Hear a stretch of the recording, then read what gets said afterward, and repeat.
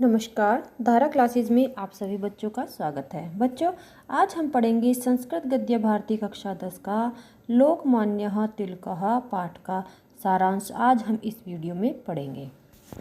परीक्षा में अधिकतर इस पाठ का सारांश आ जाता है, तो सभी बच्चे ध्यानपूर्वक इसे पढ़ेंगे। तो आइए शुरू करते हैं। सबसे पहले होगा हेडिंग हमारा जीवन परिचय। लोकमान्य बाल गंगाधर तिलक का जन्म महाराष्ट्र के रत्नगिरी जनपद के चिरवल ग्राम के एक साधारण परिवार में 1913 में आषाढ़ के महीने में षष्ठी के दिन हुआ था। ठीक है, किस सन में हुआ था? सन 1913 में। और कौन सा महीना था? आषाढ़ का महीना था और षष्ठी का दिन था, यानी कि 6 तारीख थी। इनका वास्तविक नाम बाल था, पिता का नाम गंगाधर और वंश का नाम तिलक था। इस प्रकार इनका पूरा नाम बाल गंगाधर तिलक पड़ा। ठीक है, तो इसमें हमने सबसे पहले क्या देखा कि इनका वास्तविक नाम क्या था?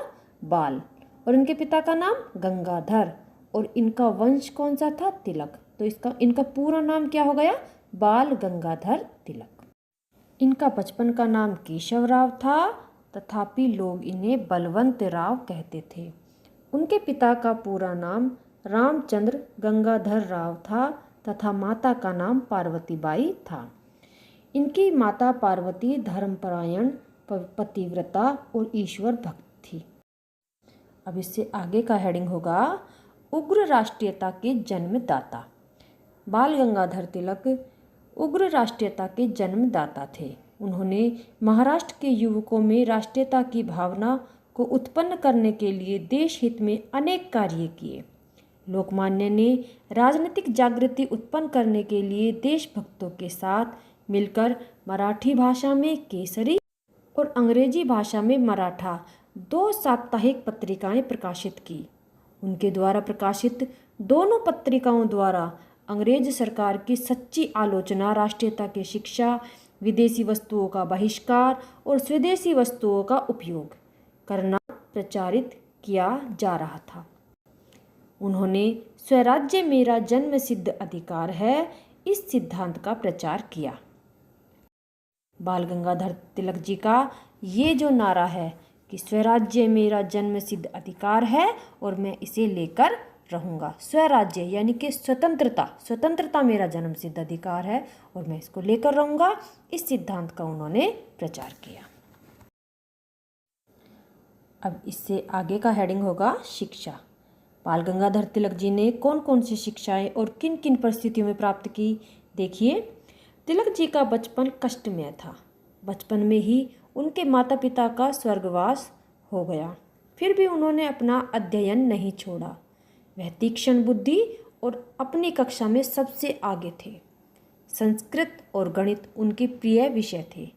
वे गणित में कठिन प्रश्नों के मौखिक ही उत्तर देते थे। 10 वर्ष की आयु में ही उन्होंने संस्कृत में श्लोक की रचना करना सीख लिया था। उन्होंने 20 वर्ष की आयु में ही बीए और 23 वर्ष की आयु में ही एलएलबी की परीक्षा उत्तीर्ण की। रचनाएं।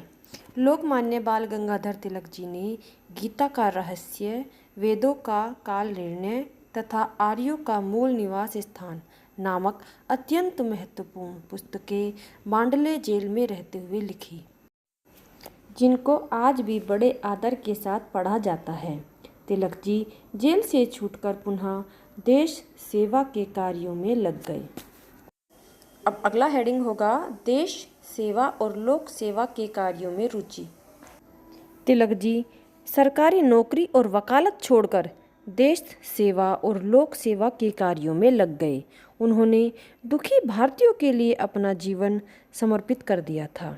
उन्होंने पूरा जीवन प्राणियों के उद्धार में लगाया। वे प्रिय और अप्रिय घटनाओं से कभी भी विचलित नहीं हुए। सश्रम कारावास।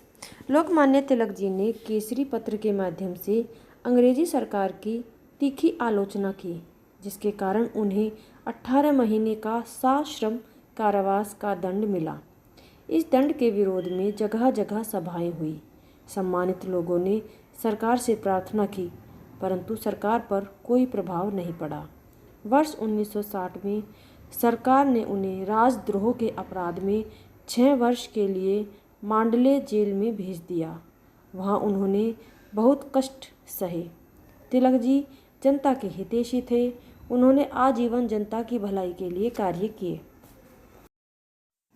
अब अगला हेडिंग होगा हमारा मृत्यु। देश का उद्धार करने वालों में अग्रगण्य, अपने राष्ट्र के लिए अनेक दुखों को सहन करते हुए लोकमान्य तिलक 1977 में 1 अगस्त को 64 वर्ष की आयु में अपने नश्वर शरीर को त्याग कर स्वर्गलोक को चले गए। इस प्रकार कर्तव्यनिष्ठ, निर्भय, तपस्वी के समान महापुरुष लोकमान्य तिलक ने देश के उद्धार के लिए जो किया उसे स्वर्ण अक्षरों में लिखा गया है। बस बच्चों, आज की वीडियो में इतना ही। धन्यवाद।